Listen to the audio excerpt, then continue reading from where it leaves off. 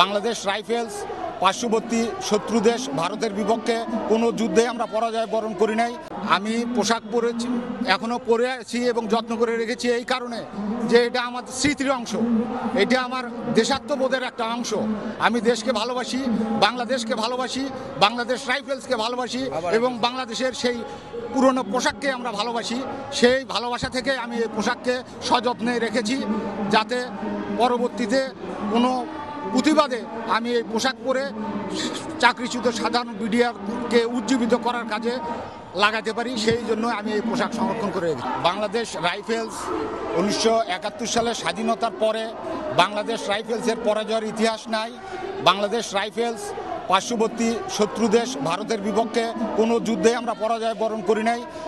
আমরা এক অজেয় বাহিনী, এই বাহিনীকে ষড়যন্ত্রের মাধ্যমে পার্শ্ববর্তী দেশ ভারতের ইন্ধনে তৎকালীন ফ্যাসিস্ট সরকার খুনি শেখ হাসিনার নেতৃত্বে এই বাহিনীতে এক নারকীয় হত্যাকাণ্ড ঘটানো হয়েছে, যার দায়ভার চাপানো হয়েছে বাংলাদেশ রাইফেলস তথা বিডিআরের উপরে এবং বিডিআরের সাধারণ চাপানো কলঙ্ক থেকে আমরা মুক্ত হওয়ার জন্য আজ আমরা মাঠে আসছি।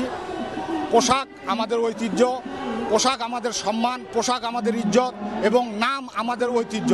এই দেশের স্বাধীনতা সার্বভৌমত্বের এক অবিচ্ছেদ্য অংশ বাংলাদেশ রাইফেলস।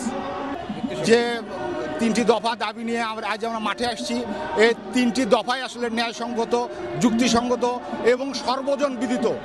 কেউ এই দাবিগুলোর দ্বিমত পোষণ করেন নাই, সবাই এই দাবির সঙ্গে একাত্মতা পোষণ করছেন। কিন্তু কোনো এক অদৃশ্য কারণে আমাদের এই ন্যায্য দাবি থেকে আমাদেরকে বঞ্চিত করা হচ্ছে। বিডিআর সদস্যদেরকে অন্যায়ভাবে চাকরিচ্যুত করে তাদের ফ্যামিলিকে ধ্বংস করা হয়েছে। আমরা আসলে আসছি আমাদের ন্যায্য অধিকার, আমাদের হারানো ঐতিহ্য, গৌরব ফিরিয়ে পাওয়ার জন্য আমরা আজকে মাঠে আসছি।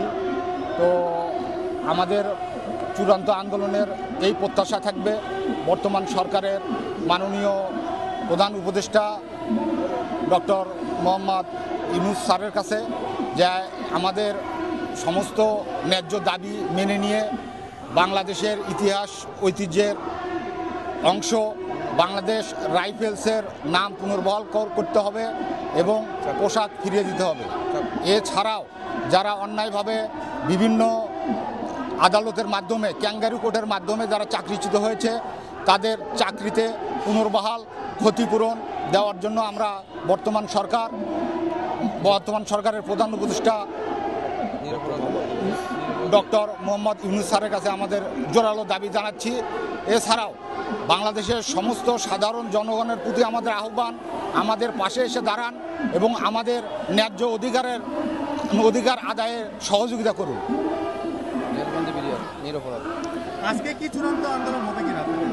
অবশ্যই আমরা চূড়ান্ত আন্দোলনের নিমিত্তে আজ আমরা মাঠে আসছি এবং আমাদের দাবি পূরণ না হওয়া পর্যন্ত আমরা মাঠ ছাড়ব না ইনশাআল্লাহ। লাঠিচার্জ করলে আসলে আমরা শান্তিপ্রিয় সুশৃঙ্খল বাহিনীর সদস্য হিসাবে আমরা বিশৃঙ্খলা কখনোই চাই না। যদি আমাদের উপরে আক্রান্ত হয় আমরা আমাদের জীবন এবং আমাদের সম্মান রক্ষার্থে আমরা প্রতিরোধ করব ইনশাআল্লাহ।